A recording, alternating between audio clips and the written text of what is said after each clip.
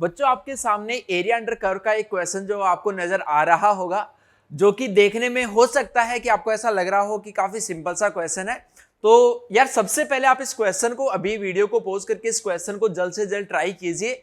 और जो भी इससे पहले चैलेंजिंग क्वेश्चन थे, आई होप आपने वो सारे के सारे कर लिए होंगे, क्योंकि वो आपके जेईई एडवांस के एग्जाम में आपकी काफी हेल्प जो वो बच्चों करने वाले हैं। कॉन्सेप्ट यहां से आपके अच्छे से बिल्डअप जो वो हो रहे हैं। तो अगर उन प्रॉब्लम्स को आपने नहीं किया है तो ऊपर जो बच्चों आपको लिंक दिख रहा है वहां से जल्द उन प्रॉब्लम्स को भी आप ट्राई जो वो जरूर कीजिए।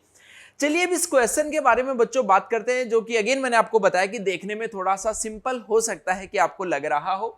यहाँ पे पहली चीज, एक कर्व आपके पास में गिवन है और ये ग्रेटेस्ट इंटीजर लिखा हुआ है, greatest integer of x plus y plus में greatest integer of x minus y is equals to 5। अब देखो मेन क्वेश्चन को जैसे आपने देखा तो आपकी अप्रोच क्वेश्चन को सोल्व करने की क्या होनी चाहिए, वो सबसे ज्यादा बच्चों इंपॉर्टेंट होती है। अगर मान लो कि वो स्टेप अगर हम सोच ले जाते हैं तो कई बार क्वेश्चन को फिर आगे के स्टेप्स करना थोड़ा सा आसान होता है। अब यहां पे देखो, यहां पे एक्चुअल में ग्रेटेस्ट इंटीजर में इस टाइप से आ रहा है। अगर मान लो कि तुम्हारे पास में इसकी जगह ये प्रॉब्लम लिखी होती, अगर मान लेते एक बार के लिए कि भाई तुम्हारे पास में सिंपल ये वाली प्रॉब्लम लिखी होती कि इससे बाउंडेड एरिया जो वो आप फाइंड कीजिए।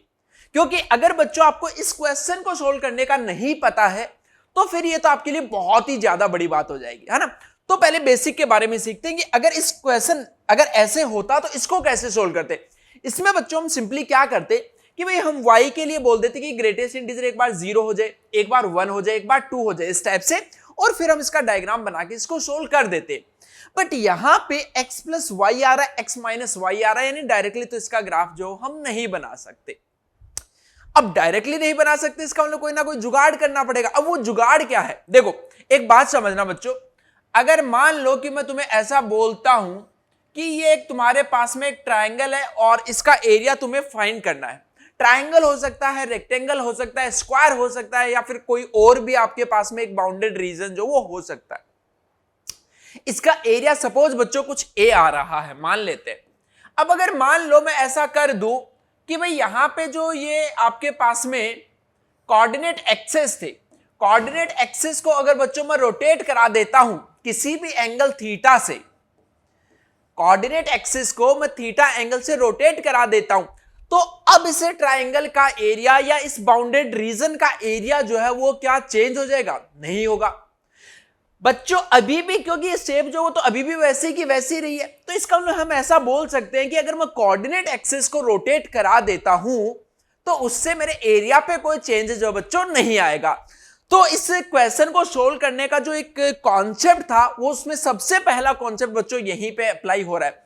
और भी आगे काफी मजेदार इसमें फैक्ट्स आते जाएंगे इस क्वेश्चन में, बट पहला कॉन्सेप्ट अपना ये है कि यहां पे जो x प्लस वाई और x माइनस वाई दिख रहा है आपको, इसको सिंपल x और y में कन्वर्ट कीजिए। उसके लिए आप क्या करोगे बच्चों, एक्सिस को रोटेट करा दो, ठीक है। तो आई होप कि अब मैं यहां पे आपको एक्सिस का रोटेशन बच्चों नहीं सिखा सकता क्योंकि उसमें भी काफी लंबा टाइम लगता है। तो आई होप कि आपको वो बच्चों आना चाहिए।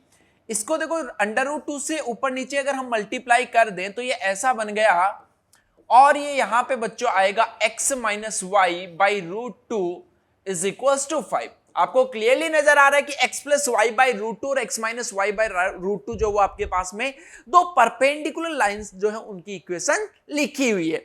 चलिए अब इसके बाद में देखो, यहां से x प्लस वाई बाई √2 जो है इसको बच्चों मैंने कुछ कैपिटल x बोल दिया ना, रोटेट कराने के बाद में 45 डिग्री से रोटेट करा दिया, तो न्यू जो आपके पास में कोऑर्डिनेट एक्सिस होंगे उसमें उसको मैंने x बोल दिया, और x माइनस वाई बाई √2 जो उसको बेटा जी मैंने y बोल दिया। सिंपल है। अब क्या यहां से मैं x और y की वैल्यू निकाल सकता हूं? बिल्कुल निकाल सकता हूं। यहां से देखो बच्चों दोनों इक्वेशन को एक बार ऐड कर दो, तो ऐड करेंगे तो x की वैल्यू आ रही है देखो x plus y by √2 and y की वैल्यू आ रही है x माइनस वाई बाई √2। यानी कि बच्चों जहां जहां पे स्मॉल x आ रहा होगा उसकी जगह मैं x प्लस वाई बाई √2 लिखूंगा, जहां जहां स्मॉल y आ रहा होगा वहां पे मैं capital x minus y by √2 लिखूंगा। क्लियर है कि नहीं? चलिए अब अपनी ओरिजिनल इक्वेशन पे आ जाते हैं। यहां पे देखो x प्लस वाई बाई √2 को मैंने x मान लिया है। अगर x बच्चों मान लिया है तो अब ये इक्वेशन क्या ऐसी हो गई, greatest integer √2x plus greatest integer √2y is equals to 5। बोलो भाई ऐसा आ गया। अब देखो क्वेश्चन में जो गिवन था उसके अकॉर्डिंग मैं इसको सोल्व कर रहा हूं। क्वेश्चन में बच्चों क्या गिवन था, ऐसा बोला गया था x greater than equals to 0 है, y greater than equals to 0 है, और एक और चीज बोली गई थी कि x जो वो greater than equals to y है, ऐसा था। अब स्मॉल x जो है वो अपने पास में कन्वर्ट होके क्या आ चुका है, x प्लस वाई बाई √2, ये आपके पास में आ चुका है greater than equals to 0। Small y जो था वो बच्चों क्या आ चुका है, x minus y by √2 equals to 0, और यहां पे भी बच्चों अगर वैल्यू डाल दे तो x plus y by √2 is greater than equals to x minus y by √2। Clear है? तो अब देखो यहां से क्या क्या इंफॉर्मेशन आपको मिल गई। एक आ गया बच्चों x plus y greater than equals to 0, एक आ गया x minus y greater than equals to 0, और यहां से आ गया y is greater than equals to 0। ठीक है, अब सपोज हम ऐसा मान लेते हैं कि रोटेट कराने के बाद में ये आपके पास में कोऑर्डिनेट एक्सिस जो है वो आ चुकी है, और आने के बाद में क्या होगा, x प्लस वाई की लाइन की इक्वेशन बच्चों लिख सकते हो आप इजीली। ये x प्लस वाई है, एक x माइनस वाई है, एक x माइनस वाई है, और एक y greater than equals to 0 है। यानी कि मैं यहां से आपको रीजन बच्चों एक्सप्लेन करने की कोशिश कर रहा हूं कि ये वाला रीजन जो है इसी के अंदर जो आपके पास में शेप बनेगी वो एरिया आपको कैलकुलेट करना है। आ रहा है, मजा आ रहा है पूरा? चलिए ये एरिया देखो अब कैलकुलेट करना। अब इसके अकॉर्डिंग जैसे मैंने आपको बोला था कि x प्लस वाई अगर 5 होता उसके अकॉर्डिंग आप क्या करते, तो उसके अकॉर्डिंग कैसे करते वो मैं आपको बता देता हूं। मैंने यहां से बच्चों हम केस लेंगे कि एक बार के लिए मैंने बोल दिया कि ग्रेटेस्ट इंटीजर ऑफ √2y जो है उसको बच्चों मैंने 0 ले लिया। इसको 0 लेने का मतलब क्या है कि √2y जो है वो आपके पास में कहां से कहां होना चाहिए, 0 से बड़ा होना चाहिए और 1 से छोटा होना चाहिए, यस और नो।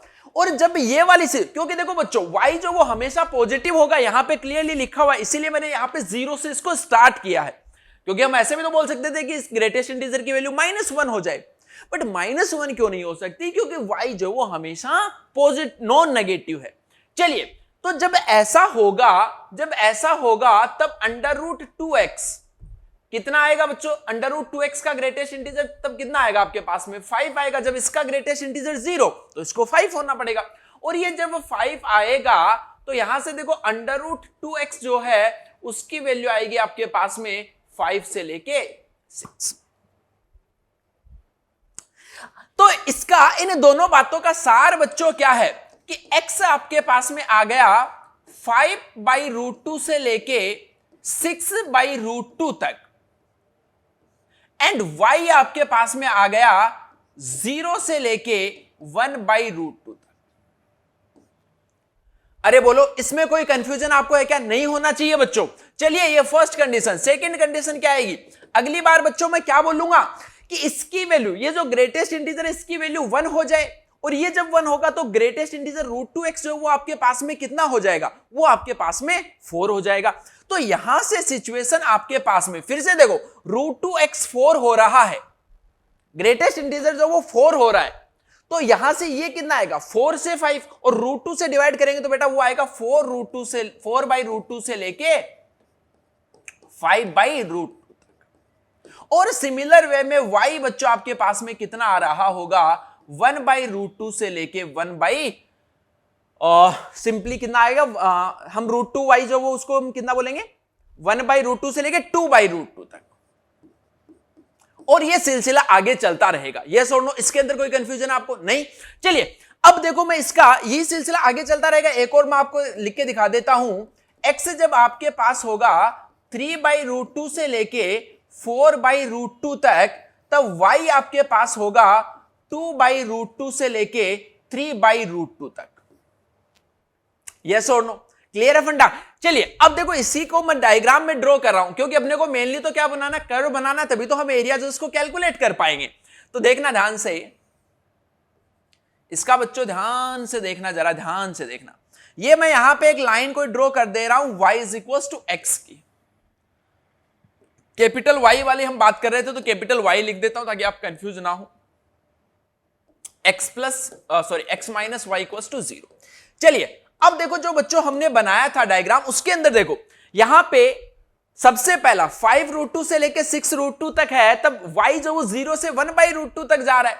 चलिए देखना, तो हम यहां पे मान लेते मैं यहां पे कहीं, ये यहां पे कहीं है 5√2 और ये यहां पे कहीं है 5/√2 और ये यहां पे बच्चों 6/√2 और ये आपके पास में चला गया 1/। तो ये वाला रीजन बन गया क्या? अरे बोलो, अब इसका एरिया तो इजीली कैलकुलेट कर सकते हैं, स्क्वायर बन गया। इससे ऊपर वाला कैसा बनेगा? जब यहां पे देखो ये y आपके पास में 4/√2 तक होगा, तब हमने क्या बोला कि ये 1/√2 से लेके 2/√2 तक होगा।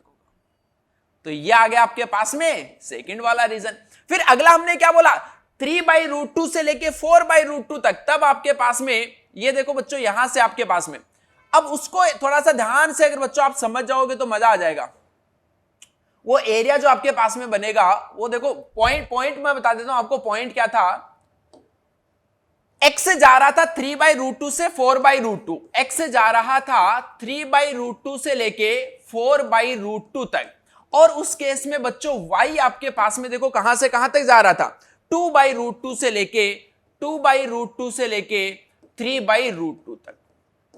तो इसमें देखना, इसको लाइन को मैं थोड़ा सा एक बार दोबारा से बना देता हूं, है ना। पहले ये डायग्राम बना लेते हैं, उसके बाद में मैं लाइन आपको ड्रॉ करके दिखाऊंगा ताकि आपको क्लियरली डायग्राम में विजिबिलिटी जो है वो आपकी आए। देखना, x जो है वो जा रहा है 3/√2 से लेके 4/√2। मैं यहां पे मान लूं भाई, इसको ये 3/√2 मान लेते हैं, तो 3/√2 से लेके 4/√2 क्या ये वाली लाइन हो गई? यस सर, बिल्कुल ये वाली लाइन हो गई। फिर y जो वो 2√2, ये देखो यहां पे 2√2 था, y जा रहा है 2√2 से 3/√2 तक, तो ये यहां पे 3/√2 है। तो ये वाला डायग्राम बन गया क्या? ये वाला पॉइंट कितना है, ये वाला पॉइंट बता सकते हो? देखो ये पॉइंट x एक्सिस की डायरेक्शन में 3/√2, y एक्सिस की डायरेक्शन में भी 3/√2, तो ये पॉइंट 3/√2, 3/√2 है। यानी कि क्या ये point line x is equal to y पे लाई कर रहा है?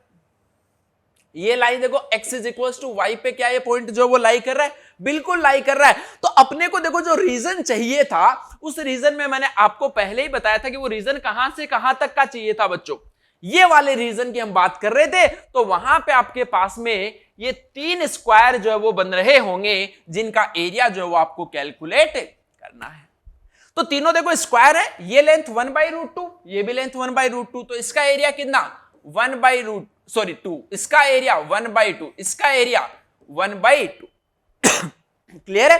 तो इसका बच्चों जो फाइनल आपके पास में आंसर आएगा वो कितना आ जाएगा? वो आएगा 3/2 या फिर हम बोले 1.5। यही बच्चों इस क्वेश्चन का आपका फाइनल आंसर होगा।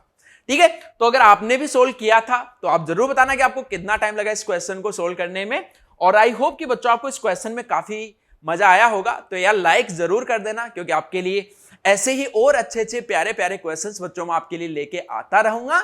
और यार जो ये आरबीसी एक्सक्लूसिव का सेकंड फेज है वो भी बच्चों ऑलरेडी आ चुका है, इसकी क्लासेस जो है वो भी जल्दी 2 मई से स्टार्ट होने वाली है, तो इसमें आप एनरोल कर सकते हैं, जिसमें हम यहाँ पे इसी टाइप की बेहतरीन प्रॉब्लम्स जो उनको बच्चों सोल्व किया करेंगे। Okay students, best of luck.